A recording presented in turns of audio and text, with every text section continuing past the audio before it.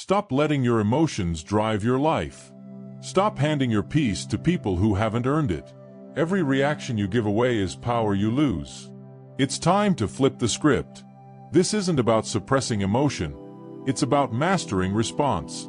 You don't control the world, but you control how you meet it. That's the difference between being reactive and being in command. From this moment on, your new standard begins. No more emotional chaos. No more mental noise. This is how you build complete inner authority, so nothing and no one can control you again. Chapter 1. The moment you react, you lose. Every time you react, you lose. Every time you let someone pull you into their chaos, you hand them your power. That's the truth most people never learn. The fastest way to lose command of your mind is to take things personally. It's not the world that controls you. It's your reaction to it. And the moment you react emotionally, you become predictable. You become controllable. That's what this chapter is about. Reclaiming your internal command post. Learning to stop reacting and start directing. When you react, you're not thinking. You're defending. You're trying to protect your ego, your image, your feelings, not your progress. That's why reactivity feels powerful in the moment but weak after the fact. You explode, you rant, you argue, and then you regret. You feel drained. You feel foolish. You gave the moment more of you than it deserved. Let's be clear. Emotion isn't the problem. Emotion is data. The problem is direction. When you let emotion drive, clarity dies. You have a choice. That's the key. In every situation, stress, conflict, insult, setback, you have a choice. You can react, or you can respond. Reacting is emotional reflex. Responding is emotional command. Reacting is chaos. Responding is clarity. Reacting is survival. Responding is strategy. So let's break this down. 1. The cost of reactivity. Every impulsive word, every emotional outburst, every angry reply, it all comes from the same weakness. You didn't pause. When you don't pause, you surrender control to adrenaline. Your brain floods with cortisol. Your vision narrows. Your breathing shortens. You stop seeing the situation. You only see the threat. That's how people ruin relationships. That's how leaders lose respect. That's how good decisions die in seconds. Because instead of leading the moment, they mirror it. You cannot command your life while you're mirroring chaos. You cannot build clarity while you're serving emotion. You have to interrupt the loop. That's the discipline. So here's your new standard. When emotion spikes, when your pulse rises, when your jaw tightens, when your mind starts scripting comebacks, pause. 2 breaths. That's it. 2 deep, controlled breaths. That's the difference between reaction and response. That's the difference between losing yourself and leading yourself. Call it the 2-breath rule. 2. The 2-breath rule. Here's how it works. When something triggers you, criticism, disrespect, pressure, you take 2 slow breaths before doing anything. Not 1. Ooh. Why 2? Because the first breath calms your body. The second breath clears your mind. It gives you time to process. It gives your brain a signal. We're safe. We're in control. We don't need to panic. You might not realize it, but this is what elite performers do automatically. Special forces operators, surgeons, professional athletes, they train their nervous system to pause before acting. Because they know something simple. Under stress, speed kills clarity. They don't react faster. They react smarter. They use that split-second pause to reset their state, to reconnect to the mission. You have that same ability. You just have to build it into your system. Next time you feel that emotional surge, that heat in your chest, that tension in your jaw, that's your trigger. That's your cue. Stop. 2 breaths. And then, decide deliberately. You're not suppressing emotion. You're mastering it. 3. The shift from emotion to authority. Reactivity is trained helplessness. Every time you explode, you reinforce the belief that you can't help it, that your feelings are stronger than your focus. That's a lie. You're not your emotions. You're the one observing them. When you react, you're letting your lower brain, the survival brain, make the call. When you respond, you're engaging the prefrontal cortex, the command center. This is what authority feels like. Ill, focused, unmoved. Think about the people you respect most. They're not the loudest. They're not the fastest to reply. They're the calmest. The ones who can stand in chaos and not flinch. Why? Because calm is command. And command is earned through repetition. So you train it daily. When someone cuts you off in traffic, 2 breaths. When a coworker disrespects you, 2 breaths. When you feel misunderstood, 2 breaths. You reprogram your system to respond from clarity, not emotion. Every pause builds proof. Every moment of restraint builds strength. That's the real game. You're not trying to win arguments. You're trying to win yourself. 4. The reality check. Let's be real. The world will test this every day. People will bait you. Pressure will find you. You'll be surrounded by noise, manipulation, and emotional traps. But here's the truth. They can't trigger what you've trained. They can't control what you don't react to. You don't need their permission to stay calm. You don't need validation to stay centered. You don't need approval to stay in command. That's the shift. From reaction to authority. From emotion to execution. From chaos to control. The reactive person is a puppet. The calm person pulls the strings. You have a choice. And every time you choose stillness, you strengthen command. 5. The practice. Here's what you do starting today. Step 1. Identify your top 3 emotional triggers. Situations or people that make you lose control fastest. Write them down. See them clearly. Awareness kills surprise. Step 2. Practice the 2-breath rule. Set reminders on your phone. Put a note on your desk. Pause. 2 breaths. Respond. Step 3. Review your reactions at night. Where did you lose command today? What moment did you let emotion drive? And more importantly, how will you respond differently next time? You don't need perfection. You need pattern. Command is built repetition by repetition, moment by moment, because every pause is progress. Every pause is power. 6. The takeaway. The moment you react, you lose. But the moment you pause, you win everything back. Time, power, focus, presence. It's not about never feeling emotion. It's about never being owned by emotion. You have a choice. You always have a choice. And when you choose calm, you choose command. When you choose breath, you choose clarity. When you choose pause, you choose power. That's how you start leading your life. From the inside out. You've taken the first step. Control through awareness. Now, it's time to go deeper. You've learned to pause. Next, you'll learn to separate. You've mastered the moment of reaction. Now, you'll master the emotion itself. Let's move forward. Chapter 2. Feel it. Don't feed it. You can't outrun emotion. You can't suppress it. And you can't pretend you're above it. You're human. You're going to feel. But the difference between the strong and the weak is what happens next. The weak feed it. The strong face it. That's the line. That's the separation between chaos and command. You feel it. You face it. You don't feed it. That's the discipline. Let's be clear. Emotional control isn't about being cold. It's about being clear.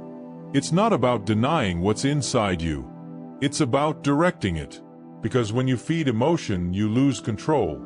And every time you lose control, you lose authority over your life. You can't command what you keep fueling. You can't lead what you keep reacting to. You have a choice. Always. You can either feed your emotions or free yourself from them. That's the key. 1. Emotions are messengers, not masters. Every emotion is a message. Anger says, something feels unfair. Fear says, something feels uncertain. Sadness says, something important has changed. That's all emotion is, information. But when you don't recognize that, you start identifying with it. You start becoming it. You don't just feel anger. You are angry.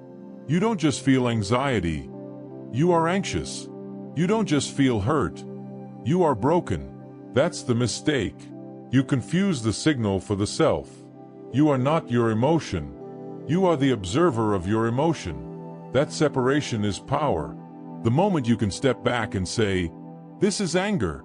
This is fear. This is sadness," you've already taken control back. You've interrupted the loop. You've reminded your brain, "I'm not inside the storm. I'm watching it." You have a choice, and that choice changes everything. 2. The label, locate, let go technique. Now let's make this practical. Because emotional control isn't theory, it's training. Here's the technique. Label, locate, let go. It's simple, but powerful. Step 1. Label it. When you feel an emotion rise, name it out loud or in your head. I'm feeling anger. I'm feeling shame.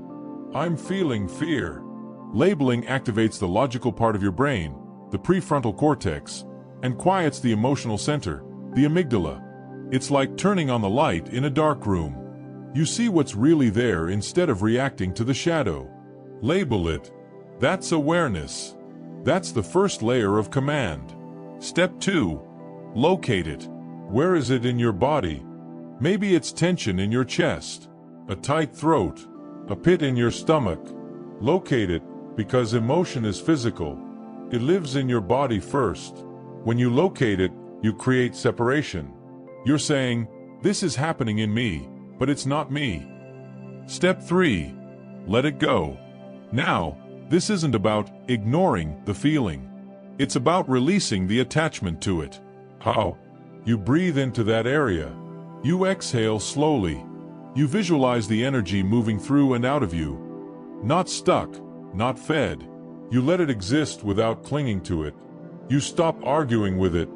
You stop feeding it with thought loops like, "This shouldn't have happened," or "They had no right." You stop feeding it with story. That's the trap, the story. You feed emotion when you justify it. You feed it when you replay it. You feed it when you turn it into identity.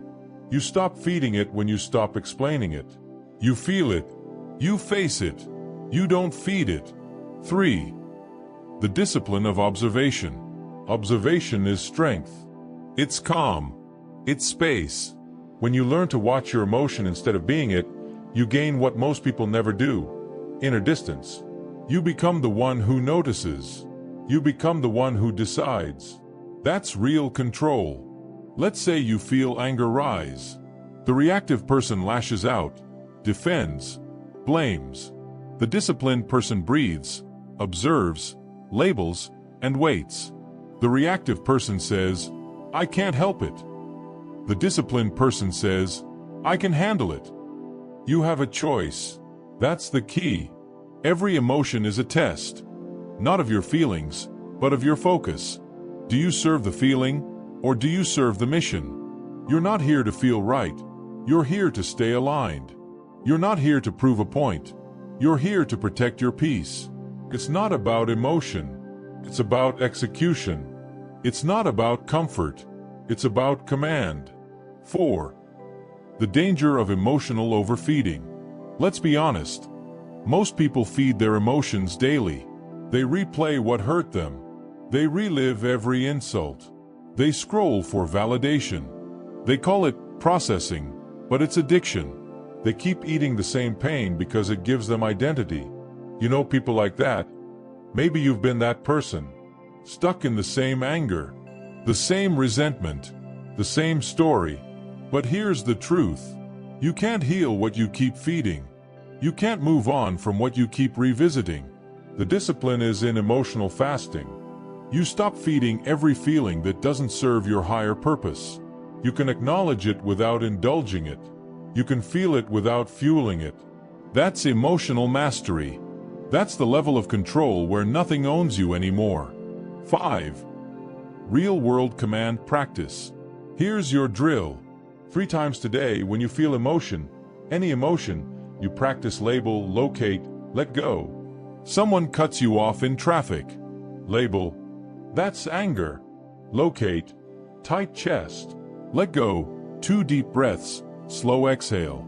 You just built command. You get bad news. Label, that's fear. Locate, stomach drop. Let go, breathe through it, don't run from it. You just built resilience. You see, every emotional spike is an opportunity. Every moment of intensity is a rep for your inner discipline. That's the practice. Not suppression. Separation. Not denial. Direction. You can't stop emotion from showing up, but you can stop it from running your life. 6. The transformation. When you stop feeding emotion, you start feeding focus. When you stop identifying with feeling, you start identifying with strength. This is how you build presence. 1 pause, 1 breath, 1 choice at a time. You have a choice. Always. Feel it. Don't feed it. You'll still feel sadness, but you won't sink in it. You'll still feel anger, but you won't act from it. You'll still feel fear, but you won't fold under it. You'll face it. You'll observe it. You'll stay in command. Because that's who you're becoming. Someone who doesn't run from emotion, but leads it. When you stop reacting, you start commanding. When you stop feeding, you start freeing. That's the real shift. From chaos to composure. From noise to neutrality. You've learned how to feel without falling. Now it's time to go deeper. Because after emotion comes energy. And where you place that energy determines everything. You've learned not to feed your feelings. Next, you'll learn how to redirect them into power. Let's move forward. Chapter 3. The power of the pause. You want to know the difference between people who lead and people who lose? It's not talent. It's not intelligence. It's timing. The weak rush. The strong pause. Every impulsive mistake you've ever made. Every regret. Every unnecessary argument. Every decision you wish you could take back. Started the same way. You reacted too fast. You didn't pause. You didn't breathe. You didn't command the moment. That's where you lost control. Because here's the truth. Pause equals power. It's not hesitation.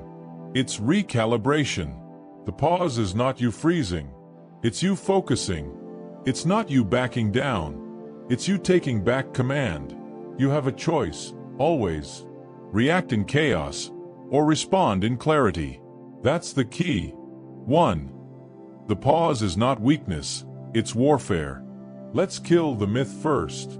People think pausing makes them look uncertain. They think silence makes them seem unsure. That's wrong. The pause is what separates the emotional from the intentional. It's what separates noise from precision.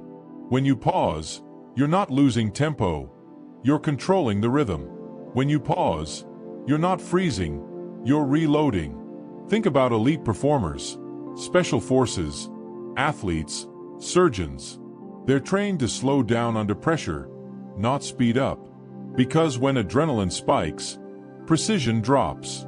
When emotion rises, accuracy falls. The pause is the bridge back to command. The average person speeds up when they should slow down. They rush the sentence, rush the deal, rush the reaction, and regret it later. But the disciplined person?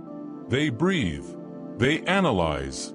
They act from clarity, not chaos. You don't need their permission to pause. You don't owe anyone an instant reaction. You owe yourself control. Pause equals power. 2. The science behind the pause. Let's break it down. The pause works because of biology, not luck. When stress hits, your body floods with adrenaline and cortisol. Your heart rate jumps. Your breathing shortens. Your prefrontal cortex, the part of your brain that makes rational decisions, shuts down. In that moment, you're not thinking, you're surviving. You're in fight, flight, or freeze. So when you react too fast under stress, you're not responding from strength. You're reacting from instinct. That's why the pause is everything. Even 3 seconds of deliberate breathing resets your physiology. It lowers your heart rate. It reactivates your reasoning. It brings your mind back online. That's why I call it the 3-second reset. Stop. Breathe. Re-enter. That's all it takes to interrupt the chaos. You don't need an hour of meditation. You need 3 seconds of awareness. That's the discipline. It's not about staying calm all day. It's about returning to calm faster and faster each time chaos hits. That's emotional conditioning. That's command training. 3. The 3-second reset in action. Let's make it real. Picture this. You're in a meeting. Someone says something that disrespects you. Instantly, your chest tightens. Your thoughts speed up. You want to respond, now. But stop. 3 seconds. 1. Inhale. 2. Exhale. 3. Re-enter. You just took control. Because those 3 seconds gave you something most people never get.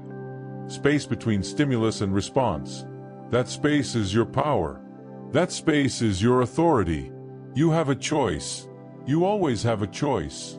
And the 3-second reset gives you the room to see that choice before emotion blinds you. Apply it everywhere. Before you speak in anger. Before you send the text. Before you make the decision. Stop. Breathe. Re-enter. You don't need to rush. You don't need to prove. You need to pause. That's the key. 4. The discipline of delayed reaction. Let's go deeper. Delayed reaction isn't passivity. It's precision. The immature react instantly. The disciplined respond deliberately. Think of a chess player. They don't move because they feel something. They move because they see something. The pause gives you sight. It lets you assess the board, not just the piece in front of you. That's why you have to train it. Because when life pressures you, when someone insults you, when a deal falls apart, when your plans explode, your nervous system will demand action. You'll want to do something. That's the trap. Doing something isn't the same as doing the right thing. You have to train yourself to say, pause first, act second. The pause is not empty time. It's recalibration time. It's where you re-ask the only questions that matter. What's the outcome I want? What's the energy I need to hold? What's the move that serves the mission, not my emotion? You see, it's not about being slow. It's about being strategic. It's not about looking calm. It's about being in command. You have a choice. That's the key. 5. Training the pause. You can't rely on willpower in chaos. You have to train calm. So, practice the pause daily until it's automatic. Here's how. Morning training. Before you grab your phone, pause for 3 deep breaths. You're telling your body, I lead the day doesn't lead me. In conversation. Before you respond to anyone, pause for 1 beat. You're training deliberate speech, not emotional noise. Under stress. When you feel overwhelmed, deadlines, traffic, conflict, stop. 3 seconds. Breathe. Re-enter. That's your drill. Every pause builds your power base. Every time you resist reacting, you reinforce control. You're rewiring your brain to default to composure instead of chaos. That's mastery. That's command. 6. Why most people fail. Most people never master the pause because they crave the hit. The hit of reaction. The rush of emotion. The satisfaction of doing something, even if it's wrong. They confuse noise for strength.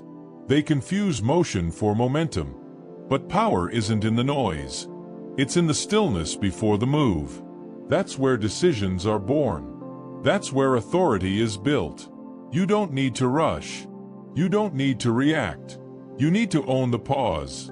That's the foundation of leadership, in business, in relationships, in life.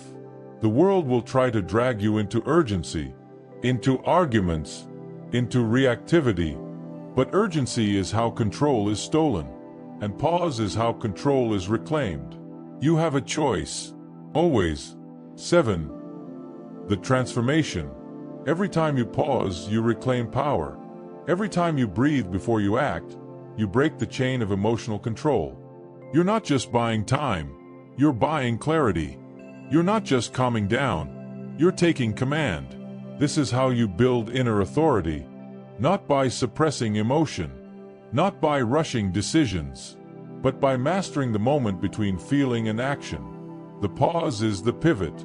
It's where chaos ends and command begins. That's the key. You have a choice. React like everyone else, or lead like no one else. Pause equals power. You've learned to stop feeding your emotions. Now you've learned to pause before reacting to them. You're building control layer by layer. Calm, clarity, command. Next, we're going to turn that control into fuel. Because emotion doesn't have to drain you, it can drive you.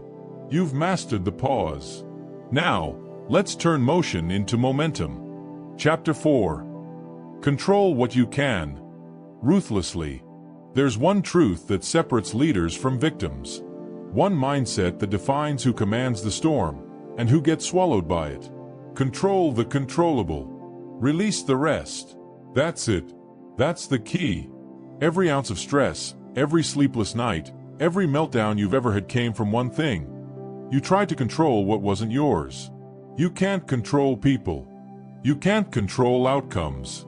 You can't control the weather, traffic, or time. But you can control your focus. You can control your response. You can control your preparation. That's where power lives. That's where calm begins. 1. Control is not about perfection. It's about ownership. Let's get something straight. Control isn't about forcing life to obey you. It's about owning your part of the process. When you try to control everything, you lose control of yourself. That's the paradox. You burn out. You micromanage. You panic when things don't go your way, because your sense of peace was built on the illusion of control. And illusions always break. Real control, ruthless control, is internal. It's mental triage. You separate the chaos into 3 categories. What I own, what I influence, what I ignore. You have to be ruthless about this. Ruthless. Because if you don't, you'll drown in noise that doesn't belong to you. You have a choice. You can spend your energy on things you can change, or waste it on things you can't. That's the discipline. It's not about caring less. It's about caring intelligently. 2. The triage of command. Let's walk through the triage. First, what you own. These are the things that are 100% under your control. Your attitude, your preparation, your effort, your words, your standards. That's your battlefield. That's where your energy belongs. Every minute you spend improving these things compounds. Every ounce of discipline here multiplies your power. Second, what you influence. These are the things you can shape, but not fully control. A team, a client, a family dynamic, a performance outcome. You can influence, not dominate. You can guide, not guarantee. So your job is to show up with consistency, not obsession. Led by example, then let it go. Third, what you ignore. This is everything else. Opinions, politics, noise, randomness, external chaos. You cut it out. You don't debate it. You don't wrestle it. You delete it from your mental bandwidth. Because every second you spend reacting to noise is a second stolen from your mission. And that's what ruthless control really means. Not micromanaging the world, but mastering your focus. You don't need their permission to disengage. You don't owe the world your attention. You owe yourself clarity. That's the key. 3. Lessons from the front lines. Let's make this real. When pilots train for crisis, they're drilled on one rule: fly the plane. No matter what goes wrong, alarms blaring, instruments failing, chaos erupting, they focus on one thing: fly the plane. Why? Because if they panic and try to fix everything at once, they crash. So they go through triage. What can I control right now? Airspeed, altitude, attitude. Everything else waits. That's how they survive. Same with soldiers under fire. When bullets fly, chaos takes over. But elite operators have trained their minds to lock onto what they can control. Their breath, their position, their next move. They don't control the battlefield. They control their mind. That's what keeps them alive. And CEOs, same thing. When markets crash, the weak panic. The strong go back to systems. What can I cut? What can I protect? What can I build? They don't waste time worrying about the uncontrollable. They adapt to it. That's not luck. That's training. And you can train it too. 4. The control drill. Own, influence, ignore. Here's your practice. Every time you feel overwhelmed, pause. Grab a notepad or a mental space and make 3 columns. Own, influence, ignore. Then sort your thoughts. Example: your project is falling apart. People aren't delivering. Deadlines are slipping. Stop. Triage it. You own your planning, your communication, your follow-up. You influence your team's effort, your leadership tone, your accountability systems. You ignore the gossip, the excuses, the variables you can't move. That's control. And once you sort it, act ruthlessly. Don't chase what's in the ignore column. Don't overextend into what's only influence. Double down on what you own. That's where momentum begins. Because clarity brings calm. And calm brings control. 5. The psychology of release. Here's what most people get wrong. They think release the rest means apathy. No. It means efficiency. Letting go isn't weakness. It's wisdom. It's emotional strength. Because holding on to things you can't change doesn't make you responsible. It makes you reactive. You have a choice. You can carry the weight of everything and break. Or carry only what's yours and lead. It's not about being careless. It's about being clear. Control what you can, ruthlessly. Release what you can't, deliberately. That's emotional discipline. That's leadership in motion.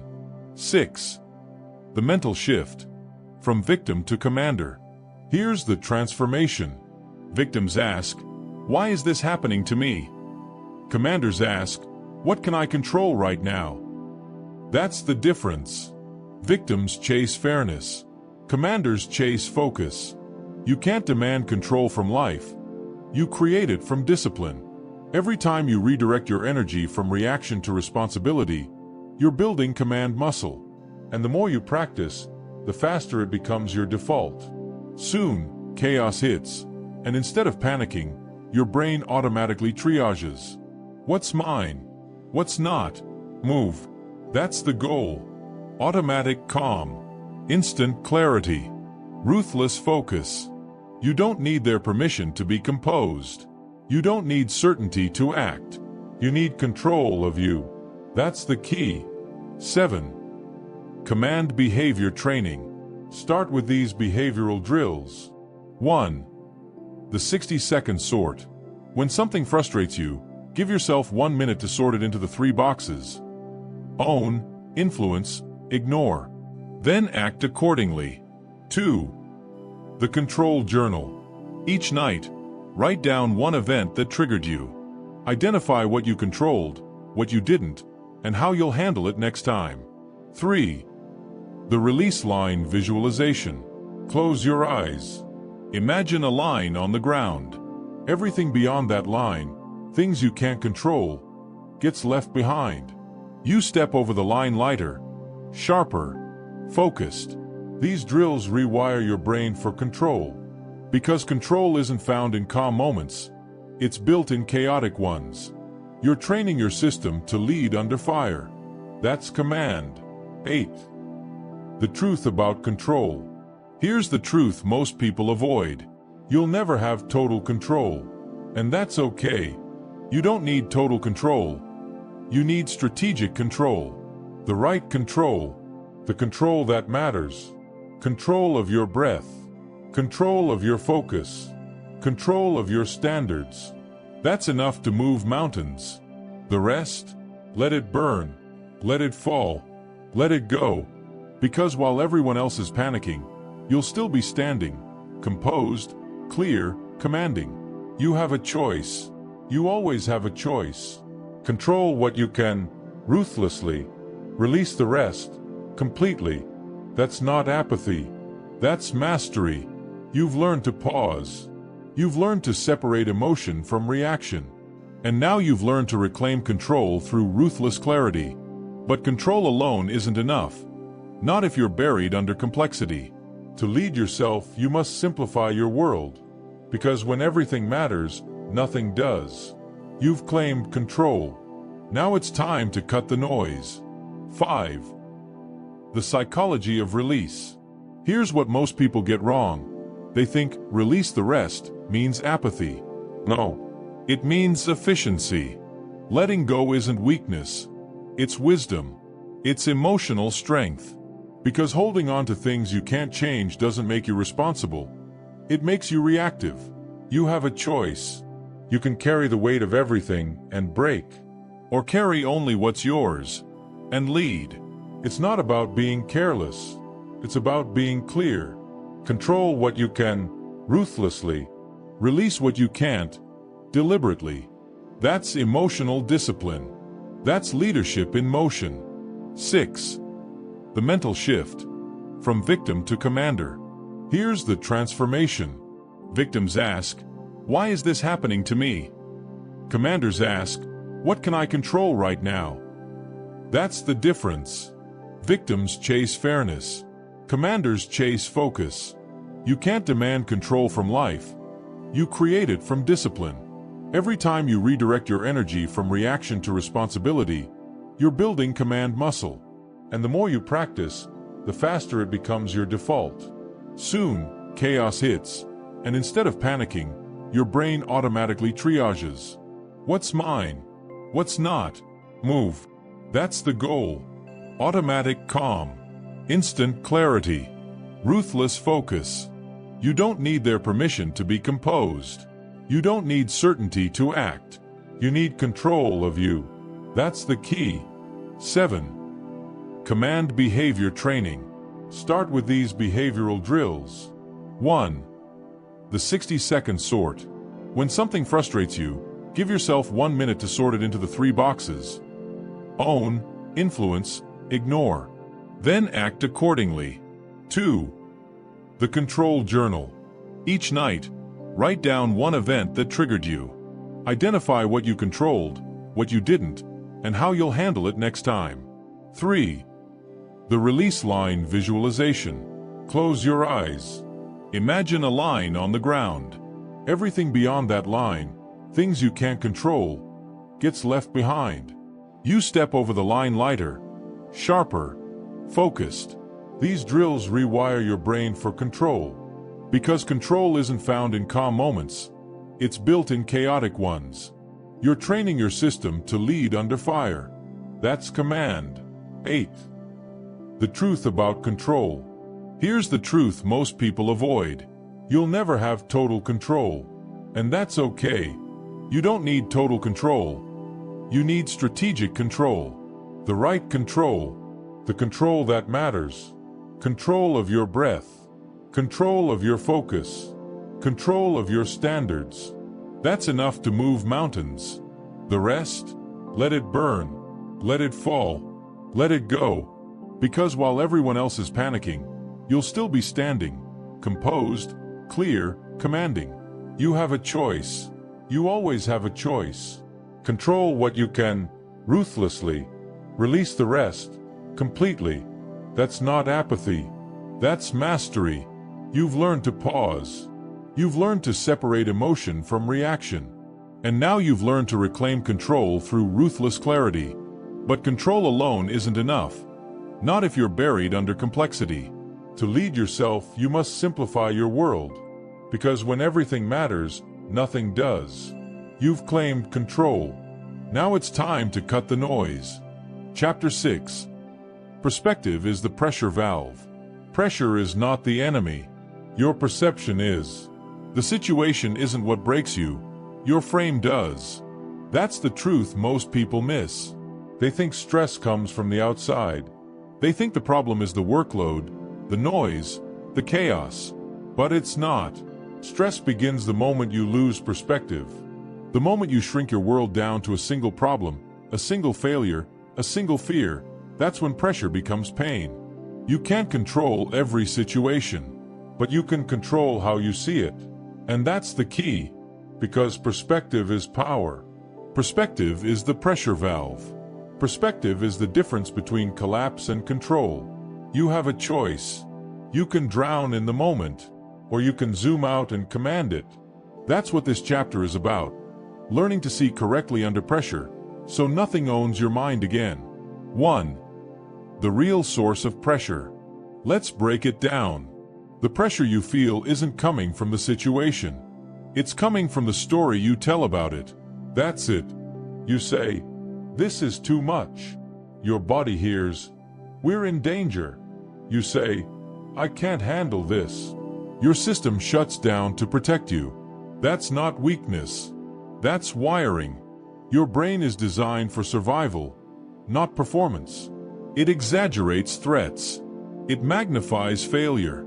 So when something goes wrong, your mind narrows. It locks in. It turns every setback into a full-blown catastrophe. And that's when you lose command. You stop responding strategically and start reacting emotionally. You stop seeing the big picture and start fighting shadows. You don't need to eliminate stress. You need to reframe it. That's the key. You don't need their permission to calm down. You don't need the situation to change before you do. You need to change how you see, because perspective controls pressure. 2. Change your frame. Change your fire. Here's the truth. The same situation can either burn you or build you, depending on your frame. It's not about the fire. It's about your relationship with it. Change your frame. Change your fire. That's the rule. When something stressful happens, you have two choices. You can say, "This is happening to me," and collapse. Or you can say, "This is happening for me," and grow. One mindset drains power. The other generates it. Perspective doesn't erase the challenge. It redefines it. A challenge becomes a training ground. A setback becomes feedback. A loss becomes information. That's how elite performers think. Soldiers in combat, athletes in crisis, leaders in chaos. They don't look for comfort. They look for clarity. They ask, "What is this teaching me? What's still in my control?" That's the frame shift. You have a choice. You can feed panic or you can feed purpose. One keeps you reactive. The other keeps you ready. It's not about pretending everything's fine. It's about refusing to give your fear the steering wheel. That's discipline. 3. Zoom out. Always. Here's the next layer. Under pressure, zoom out. When stress hits, your brain wants to zoom in. It fixates on one thing: the problem, the threat, the failure. That's tunnel vision. And tunnel vision kills perspective. The more you zoom in, the bigger the problem feels. But the antidote is simple. Zoom out. Step back. Breathe. See the full map, not just the storm. Ask yourself, what's actually happening here? What's still true? What actually matters right now? Those 3 questions reprogram your perspective in real time. They pull you out of panic and into presence. Because perspective isn't denial, it's data. When you zoom out, you remember, you've survived worse. You've solved harder. You're still in control of your response. You have a choice. Collapse into the moment, or rise above it. That's the key. 4. The 2 questions that save you. Let's go deeper on those reframing questions, because they're more than words. They're a pattern interrupt for chaos. The first question, what's still true? When your emotions spike, your mind lies. It tells you everything's broken. Everything's falling apart. Nothing's working. That's false. Stop. Breathe. Ask, what's still true? Maybe the deal fell through, but your skills didn't disappear. Maybe someone left you, but your worth didn't vanish. Maybe the plan failed, But your capacity didn't shrink. What's still true? Brings you back to reality. It reminds you that setbacks are temporary, but your discipline is permanent, if you choose it to be. Then comes the second question: what actually matters right now? Because under pressure, your mind floods with noise. You start worrying about every possible outcome, every judgment, every consequence. But 90% of that doesn't matter right now. You can't solve everything at once. You can only take the next right action. That's clarity. That's composure. That's control. You don't rise under pressure. You fall to your level of preparation and perspective. So train that habit. When chaos hits, ask, what's still true? What actually matters right now? Those two questions are your pressure valve. Use them. 5. How the best train perspective. Perspective isn't natural. It's trained. The best don't magically stay calm. They practice reframing. Athletes visualize worst-case scenarios before the game, not to panic, but to normalize them. Soldiers train under controlled chaos, not to avoid fear, but to function inside it. Leaders rehearse crisis communication, not to sound robotic, but to stay composed when others fall apart. They understand something most people miss. You don't wait for chaos to find your calm. You build calm before chaos arrives. That's the key. Every day you have a chance to train perspective. Through journaling, through deliberate pauses, through reflection after stress. Ask yourself, what triggered me today? What frame did I choose? What could I have chosen instead? That's how you rewire your responses. It's not about suppressing emotions. It's about directing them through better perspective. That's how you stop reacting and start commanding. 6. Reframing in action. Let's get practical. You're in traffic, late for a meeting. Your blood pressure's rising. You can grip the wheel, curse the cars, and burn your focus before you even arrive. Or you can reframe. This is an opportunity to practice patience. This is where I train calm under inconvenience. Same situation, different frame, different energy. Or maybe your project fails. You can say, I wasted all that time. Or you can say, I just paid for a lesson that will save me 5 future failures. Again, same event, different frame. You don't need the world to calm down. You need your interpretation to. That's command. You can't always change reality, but you can always change your relationship with it. That's the discipline. 7. Perspective builds resilience. Every time you reframe, you build psychological muscle. You teach your nervous system that pressure doesn't equal danger. It equals data. You stop flinching at discomfort. You start using it. That's resilience. Not avoidance. Not denial. Adaptation. You become the person who stays calm when everyone else panics. And that's what real leadership looks like. It's not about controlling everything. It's about controlling your view. Because when your perspective is stable, your performance is unstoppable. You have a choice. Be ruled by emotion or guided by perspective. That's command. 8. Final reset. Let's bring it home. The situation isn't the stress. Your perception is. Change your frame. Change your fire. Zoom out. Ask better questions. Reclaim your mind. That's how you relieve the internal pressure, not by escaping reality, but by reframing it. You don't need anyone's permission to choose calm. You don't need perfect conditions to find clarity. You just need perspective. That's the pressure valve. That's the tool of command. You've learned to shift your frame. Now it's time to master what lives inside that frame, your preparation. Because clarity under pressure isn't random. It's trained. You can't just think clearly. You must prepare clearly. You've built perspective. Now let's talk about how to build systems that protect it. Chapter 7. Clarity loves preparation. You don't rise under pressure. You revert to your preparation. That's the truth most people don't want to hear. They think they'll rise to the occasion. They think they'll figure it out when it happens. They won't. You won't. No one does. When chaos hits, you don't become someone new. You fall back to the systems you've trained. You default to what's automatic. So the real question isn't how do I perform under pressure? It's how do I prepare when I'm calm? Because that's the key. If you want calm when things go wrong, you build calm when things are right.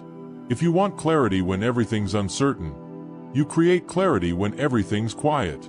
You have a choice. You can prepare intentionally, or you can panic predictably.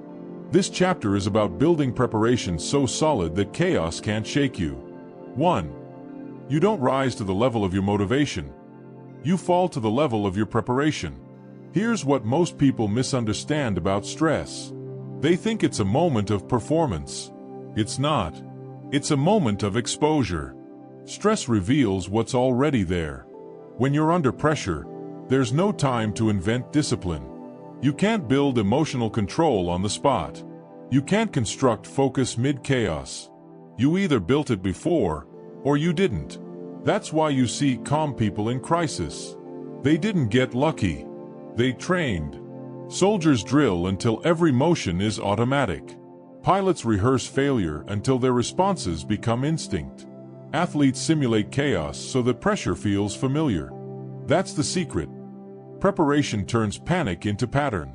It's not about being naturally calm. It's about being structurally ready. You don't need to trust your feelings in chaos. You need to trust your systems. You have a choice. Keep hoping for composure, or engineer it. 2. The brain needs stability. Give it systems. Your brain hates uncertainty. It's wired to survive, not to thrive. When something unexpected happens, your system floods with cortisol. The primitive part of your brain takes over. That's why you freeze, lash out, or overreact. But there's a workaround. Preparation creates familiarity, and familiarity calms the brain. When your mind knows the next step, panic has no oxygen. That's why systems matter. You can't control the storm, but you can control the checklist. You can't control the outcome, but you can control your next 3 actions. That's structure. That's stability. Preparation isn't about perfection. It's about predictability, knowing what you'll do when it counts. That's the difference between chaos and command. It's not about avoiding stress. It's about conditioning your brain to operate through it. And that happens only when you prepare on purpose. 3. Pre-commitment. Decide before you're tested. Here's where discipline becomes strategy. When you pre-decide your response, you remove hesitation. That's called pre-commitment. Deciding your behaviors, language, and limits before emotion enters the room. You don't wait until you're angry to decide how to respond. You don't wait until you're tired to decide whether to quit. You don't wait until you're stressed to decide how to act. You decide beforehand. That's control. You can pre-commit to your tone. I don't raise my voice. You can pre-commit to your mindset. I don't take things personally. You can pre-commit to your process. When X happens, I do Y. Because the moment you're emotional, you lose logical access. Your thinking brain goes offline. But if you've already scripted your behavior, your discipline takes over. You don't need to think. You just execute. That's why preparation isn't optional. It's the foundation of composure.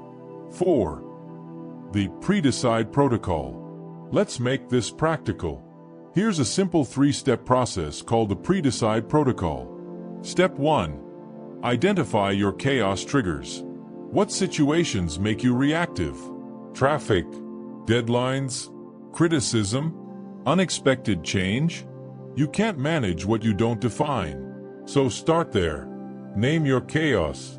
Step 2. Script your response. Decide, in advance, who you'll be when that trigger hits. When I'm criticized, I pause before I respond. When I feel overwhelmed, I simplify to the next step. When I'm tired, I finish what I said I'd do. That's your pre-commitment. Step 3. Rehearse it until it's reflex. Write it down. Say it out loud. Visualize it under stress. You're not training for perfection. You're training for predictability. That's the key. You don't need to feel ready. You need to be ready. And readiness is built through repetition. 5. How elite performers use systems. Let's talk about how professionals actually do this. Pilots have checklists. They don't rely on memory or motivation. They rely on process. Before takeoff, during turbulence, after landing, every action is pre-decided. Because in crisis, the human brain forgets. Systems don't. Now apply that to your life. Do you have a mental checklist when chaos hits? A default set of behaviors that keep you grounded? If not, start building one. For example, when stress hits, breathe. Simplify. When emotion spikes, pause. Observe. Label. When uncertainty rises, control what I can. Release the rest. That's a system, and a system is stronger than emotion. That's why elite performers stay calm. They're not winging it. They're executing a plan. You can do the same. It's not about genius. It's about discipline. You have a choice. Live by impulse or by instruction. 6. Preparation builds confidence. Here's the hidden power of preparation. It builds quiet confidence. Confidence isn't loud. It's not arrogance. It's certainty. You don't need to hype yourself up when you're prepared. You just know. Prepared people walk differently. They speak differently. They move through pressure differently. They've already lived the situation in their mind. So when it comes, it feels familiar. That's composure. You can't fake calm. You can only train it. And the more you prepare, the less you fear. Because fear feeds on uncertainty. Preparation kills uncertainty. That's why calm people aren't magic. They're methodical. That's the key. It's not about confidence. It's about consistency. And consistency comes from preparation. 7. The 3 areas you must prepare. If you want to command yourself under pressure, you must prepare in 3 areas. 1. Mental preparation. This is your mindset. Review your beliefs. Strengthen your self-talk. Visualize chaos and your calm response. 2. Emotional preparation. This is your internal regulation. Train yourself to breathe through tension. Journal through triggers. Practice detachment when small things go wrong. 3. Tactical preparation. This is your structure. Have routines, checklists, habits. Create order before you need it. These 3 layers form your foundation. If one is weak, chaos finds the gap. But if all 3 are strong, pressure can't pierce you. You have a choice. Wait for chaos to expose you, or train before it does. 8. Preparation is respect. Preparation is respect. Respect for your craft. Respect for your time. Respect for your potential. When you prepare, you signal to yourself that your goals matter. When you wing it, you tell yourself that mediocrity's fine. Every time you plan, practice, and prepare, you reinforce discipline over ego. And that's the quiet mark of real power. Consistency without applause. You don't need motivation when you're prepared. You don't need hype when you have systems. That's why clarity loves preparation. Preparation gives your brain order. Order gives your emotions safety. Safety gives your mind space to think clearly. That's the chain of command. 9. Closing transition. You don't rise to your level of motivation. You fall to your level of preparation. Under stress, you don't become something new.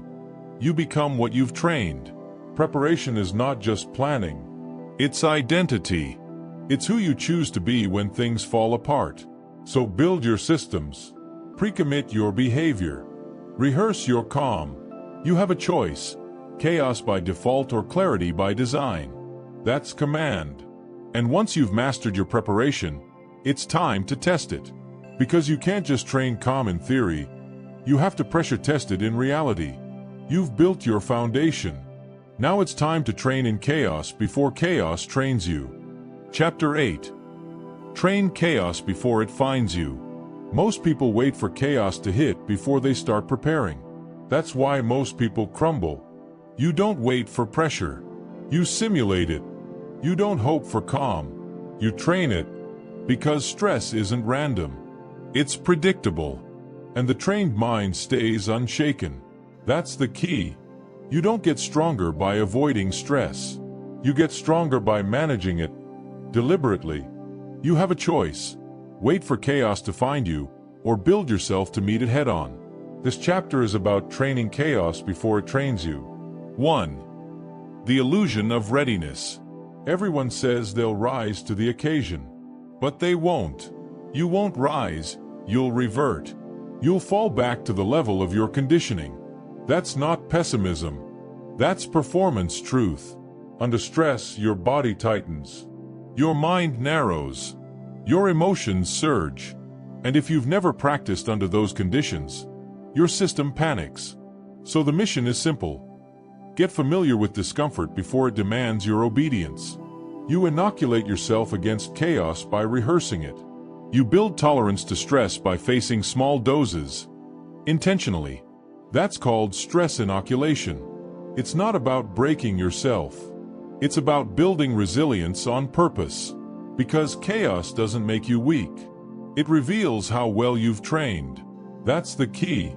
2. The science of stress inoculation. Here's what happens when you face controlled stress. Your body learns that tension doesn't equal danger. Your nervous system adapts. Your breathing stabilizes faster. Your thoughts recover quicker. You're literally reprogramming your brain to see discomfort as information, not threat. This is biological conditioning. Your body remembers patterns. If you've trained calm under pressure, your system defaults to calm under fire. That's what elite soldiers, firefighters, and athletes all understand. They don't avoid chaos. They replicate it in drills, in simulations, in practice. They build stress into their preparation so that when it comes, it feels familiar. And that's your new discipline. Make stress familiar. You don't need to fear chaos. You need to normalize it. You have a choice. Panic from exposure, or grow from exposure. That's the difference between survival and command. 3. Simulated pressure builds real calm. Let's make this practical. You can't always control when chaos hits, but you can control how often you train for it. Start small. You don't need to jump into fire. You start with friction. That's how you build what I call micro-resilience. Here are your drills. Cold showers. Train your body to breathe under discomfort. You step into the shock and stay calm. You teach your nervous system that you decide your reaction, not the temperature. Time pressure tasks. Set impossible deadlines. Compress your focus.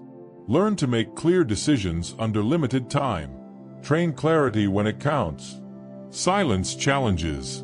No music. No phone. No distractions.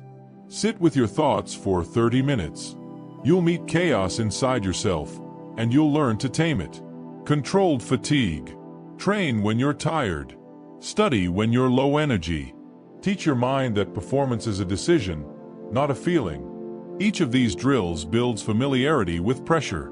You're teaching your system, I've been here before. I'm built for this. That's the key. 4. Discomfort is data. You're not training to enjoy discomfort. You're training to understand it. Discomfort is feedback. It tells you where you're weak, where you overreact, where your ego still drives.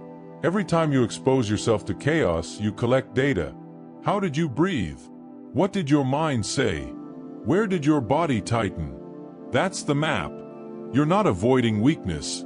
You're tracking it. The average person runs from that feedback. They say, I hate this feeling.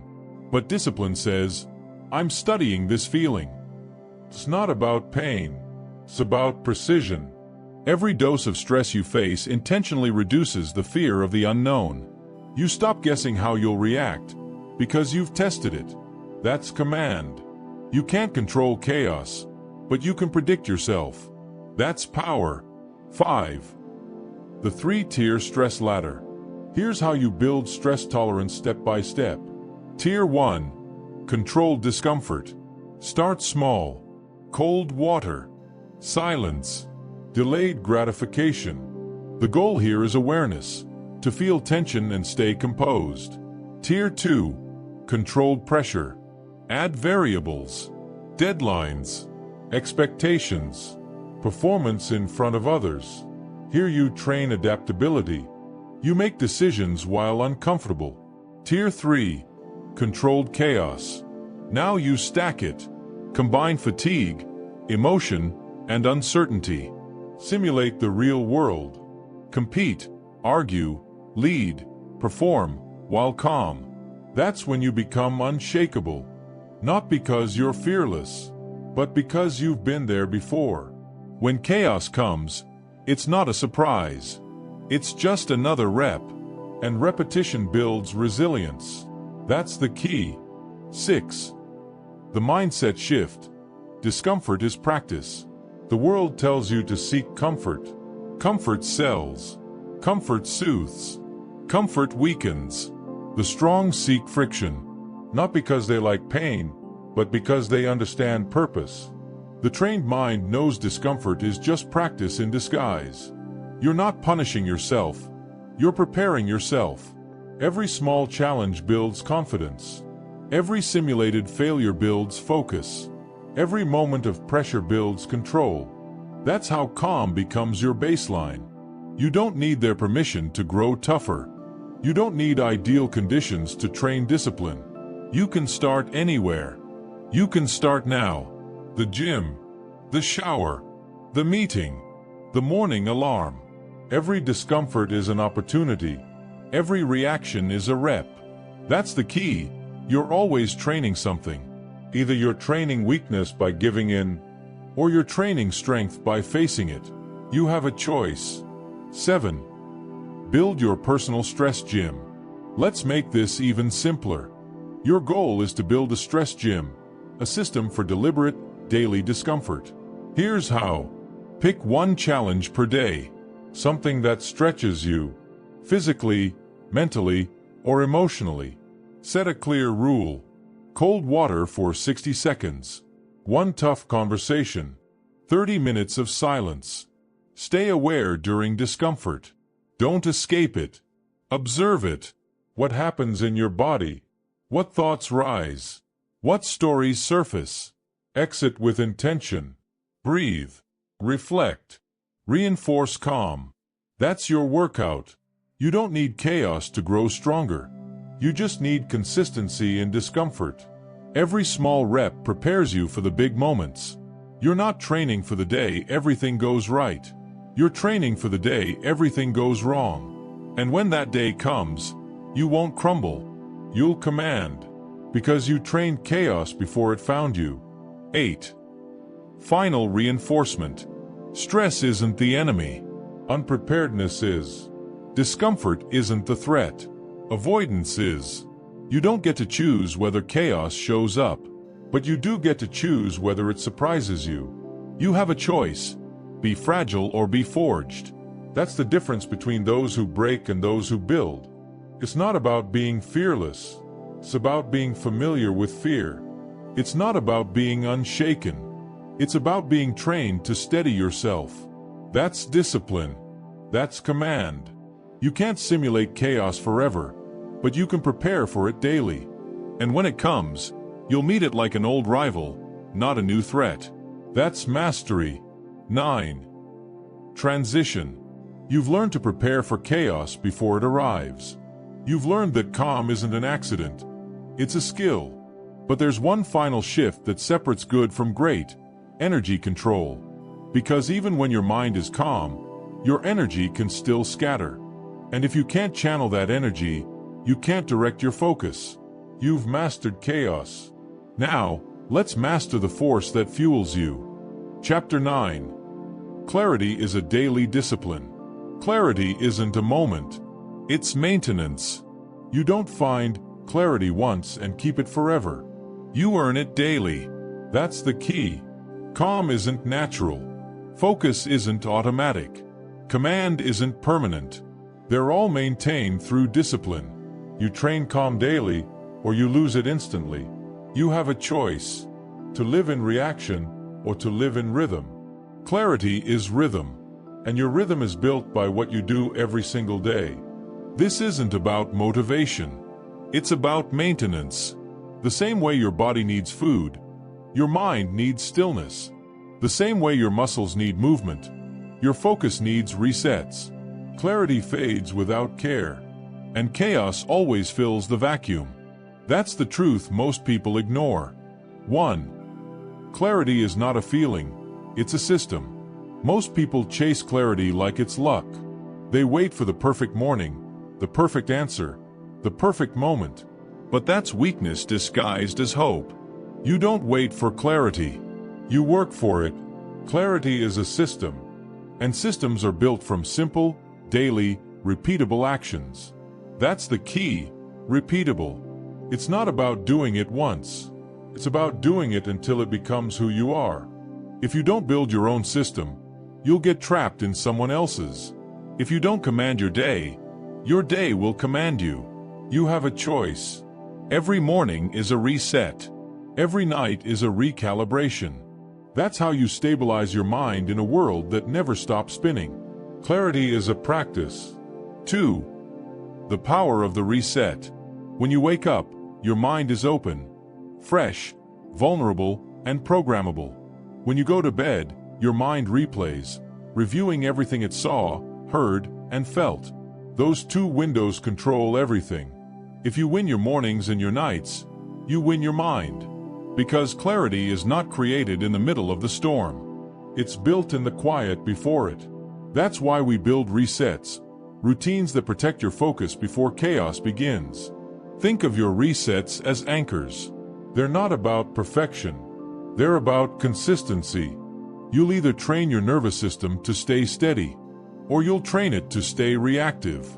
You have a choice. Let's start with the first anchor: your morning discipline. 3. The morning discipline. Command the first hour. How you start your day decides your state. The first hour is sacred. You either fill it with intention, or the world fills it with noise. That's the key. The world is always waiting to hijack you. The moment you touch your phone, you're in reaction. The moment you scroll, you've surrendered control. So you build a wall between your mind and the world for at least the first 60 minutes. Here's the formula: move, breathe, reflect. Simple, repeatable, non-negotiable. Move. Activate your body. It doesn't have to be complex. 10 push-ups, a walk, stretch. Movement grounds you. It shifts your physiology from sluggish to ready. Breathe. Before you do anything external, stabilize the internal. Inhale through your nose for 4 seconds. Hold for 4, exhale for 6. That's how you tell your nervous system, we're in command. Reflect. Before the world speaks, you speak to yourself. Ask 3 questions. What matters today? What will I not get dragged into? Who do I need to be, not feel, be, to handle it? Write the answers.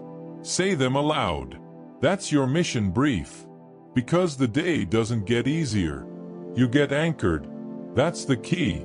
You don't need motivation. You need momentum. And momentum begins the moment you decide to command the first hour. 4. The evening discipline. Release, reflect, reset. Now let's talk about your second anchor, your evening discipline. You can't wake up clear if you go to sleep cluttered. That's the mistake most people make. They carry the day's noise into the night, scrolling, reacting, overthinking, and then they wonder why they wake up heavy. Your brain needs closure. Your nervous system needs release. You have to end your day on purpose. Here's the formula again. Move, breathe, reflect. Same framework, different purpose. Move, not intensity. Release, stretch, walk, or breathe deeply. Shake the day out of your system. You're telling your body, it's over. We're safe. Breathe. Slow it down. Inhale for 4, exhale for 8. You're signaling calm. You're transitioning from action to restoration. Reflect. Ask 3 new questions. What went right today? What did I learn under pressure? What can I release before I rest? Write them down. Not for performance, for peace. Because clarity isn't just focus. It's freedom from mental clutter. When you sleep with gratitude and order, your subconscious works for you. When you sleep with frustration and chaos, it works against you. That's the key. You train clarity by protecting your entry and your exit. Everything else happens in between. 5.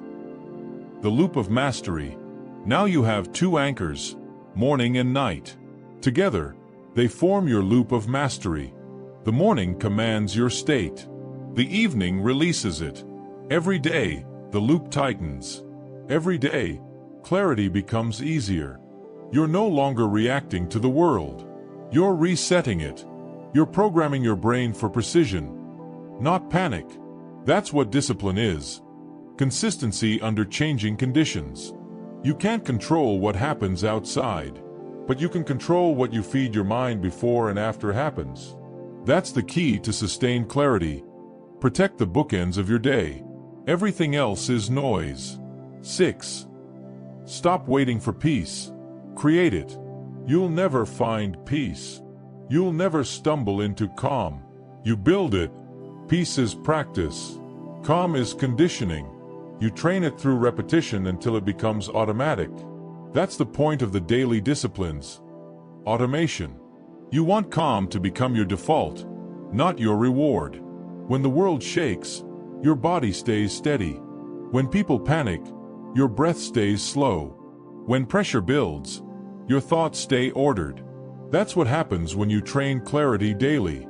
You stop losing energy to chaos. You stop wasting time in reaction. You stop leaking power through distraction.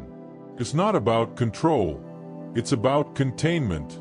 You contain your mind so nothing external can control it. You have a choice, drift or direct.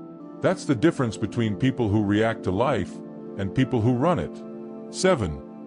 When you skip the system, you pay the price. Let's be honest. You'll miss days. You'll oversleep. You'll skip the reflection. You'll tell yourself, it's fine.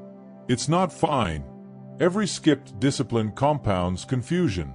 Every day you don't reset, the fog thickens. Clarity is expensive to earn and cheap to lose. So protect it like your power, because it is your power. When you train your mind daily, chaos can't recruit you. But when you stop training, chaos owns you again. You have a choice. Always. That's the key. The choice isn't made once. It's made every day. You don't rise to clarity. You return to it. 8. The final drill. 1 breath, 1 thought. If you forget every other tool, remember this one. When your mind races, stop and take 1 deep breath. Inhale through your nose. Exhale through your mouth. And say this in your mind, I'm not reacting. I'm resetting. That's your 1 breath reset. Because clarity doesn't need to take hours. It just needs intention. Every reset reclaims a piece of your mind. And that's how you win. 1 breath, 1 decision, 1 reset at a time. 9. Transition. You've learned the discipline of clarity, not as a moment, but as a maintenance practice. You've built systems to stay grounded while the world spins. But there's one more level of command left. Because even when your mind is calm and your system is solid, there's something deeper. The energy you carry into every interaction. It's not your thoughts that lead. It's your energy. And energy, when directed, becomes power. You've built clarity. Now, let's learn to weaponize your energy. Chapter 10. Command is quiet. True command isn't loud. It's still. You don't prove power. You embody it. That's the key. Anyone can shout. Anyone can posture. Anyone can make noise to feel important. But noise is insecurity disguised as confidence. Volume is the weapon of the untrained. Command doesn't need attention. It already owns it. Real power doesn't chase validation. It radiates authority through stillness. You have a choice: to perform power or to be power. And being power starts with silence. 1. The myth of loud leadership. We live in a world of noise. Everyone's broadcasting, posturing, reacting. They confuse talking with leading. They confuse movement with progress. That's the flaw, and it's everywhere. But it's not about noise. It's about discipline. It's about control. Command begins when you stop trying to prove that you have it. You don't need their permission to be composed. You don't need their validation to stand still. The loudest voice in the room is rarely the most certain. It's usually the most afraid. Because when you're truly in command, you don't explain. You don't defend. You don't react. You just are. That's the key. The disciplined mind knows this. Stillness isn't weakness. It's control refined. 2. Silence is a strategy. Silence is not the absence of response. It's the presence of control. When you stay silent, you're not surrendering the moment. You're owning it. Silence disarms people.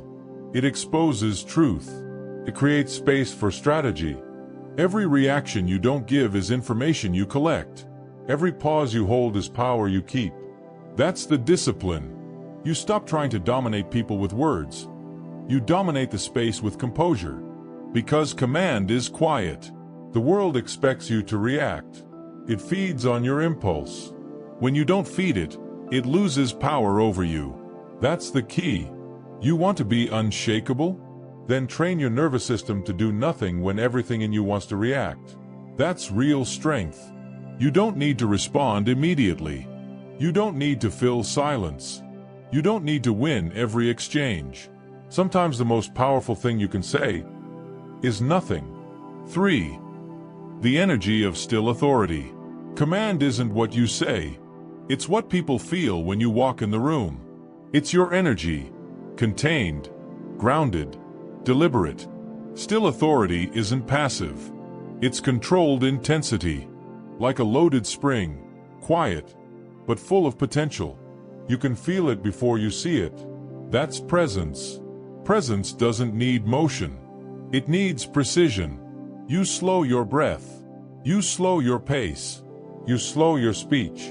Because when you slow down, the world adjusts to you. That's command. The world is addicted to speed. But speed is chaotic. Speed hides fear. Stillness, on the other hand, reveals confidence. You have a choice. Rush with the crowd, or rule the pace. That's the key. Every time you slow down, you reclaim control. Every time you hold still, you train your nervous system to lead. Because leadership is nervous system regulation disguised as confidence. That's not theory. That's biology. You can't lead anyone if you can't regulate yourself. Command starts in your physiology. Calm breath, steady tone, grounded posture. Then it spreads into your environment. That's how power whispers. 4. Practice the pause. Let's make this practical. You want to command a room? Start by mastering the pause. Before you answer, pause. Before you move, pause. Before you react, pause. That single second creates dominance. Why? Because the one who pauses is not controlled by emotion. They're not rushing to fill space. They're assessing, calculating, deciding. The pause creates psychological gravity. People lean in. They wait. They respect the stillness. That's the secret to influence. Stillness pulls people in. Noise pushes them away. So train the pause. In conversation. In confrontation. In chaos. When others speed up, you slow down. When they shout, you speak low. When they panic, you breathe deeper. That's how command is built. Breath by breath, pause by pause. You have a choice. React like everyone else, or respond like no one else. That's the key. 5. The discipline of detachment. Command requires emotional detachment, not from life, but from impulse. You must detach from the need to be right, detach from the need to be understood, detach from the need to be liked. That's how you free your mind to lead with precision.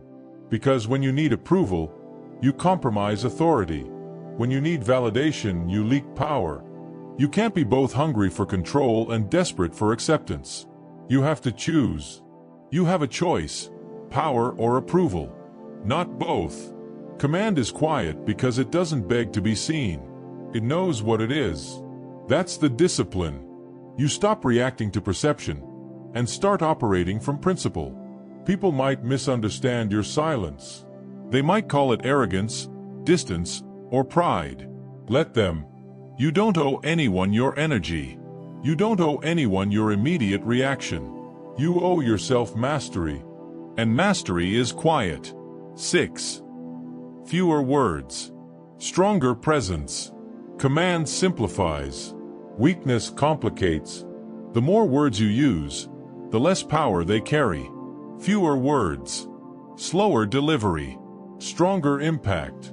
You don't need to convince. You need to convict. Every sentence should hit with weight, not length. That's the difference between noise and message. When you speak, speak from calm, not from fear, not from ego.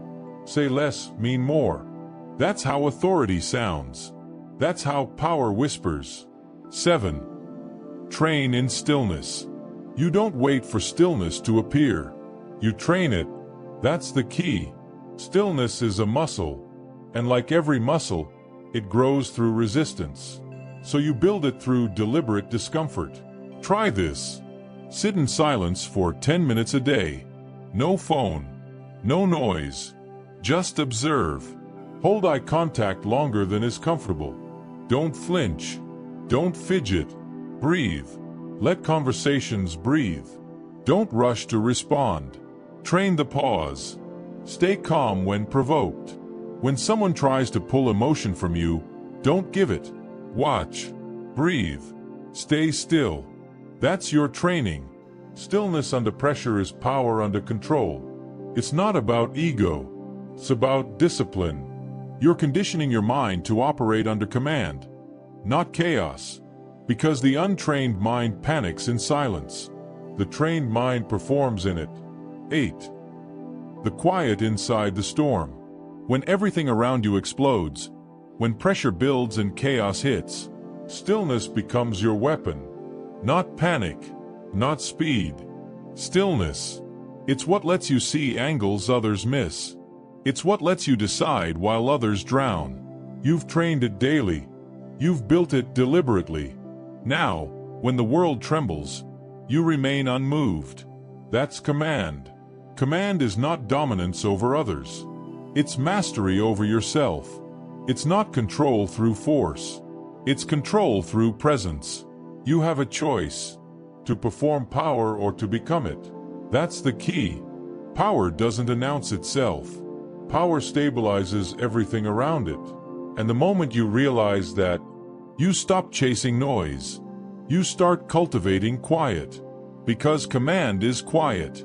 9. Transition. You've learned the final form of authority. The quiet kind. The kind that doesn't need to prove, doesn't need to shout, doesn't need to rush. You've trained silence as strategy. You've built stillness as strength. Now it's time to close the circle. Because clarity, calm, and command all mean nothing unless they're embodied. Not performed.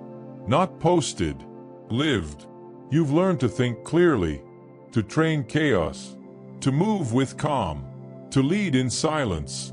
But there's one final discipline, the integration of all of it, the art of living this way. Not sometimes, but always. You've learned the rules.